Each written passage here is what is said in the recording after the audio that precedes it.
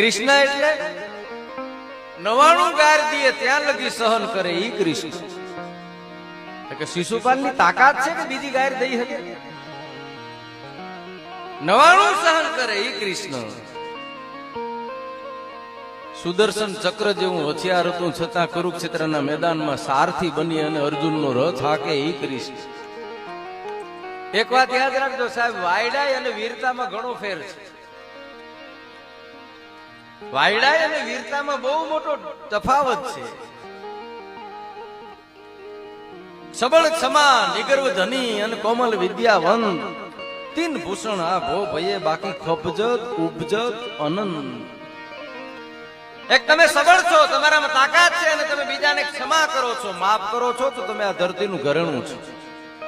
સબળ ક્ષમા, નિગર્વ ધની, તમારી પાસે અઢળક રૂપિયા છે અને તમને અહંકાર નથી, તો તમે આ ધરતીનું ઘરેણું છે.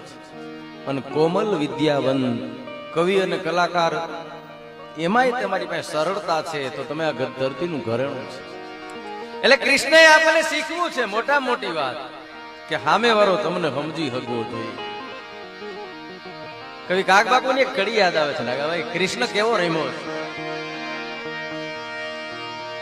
કે હાવ વાળો નથી આ રાજો ભારતે કાયર દે.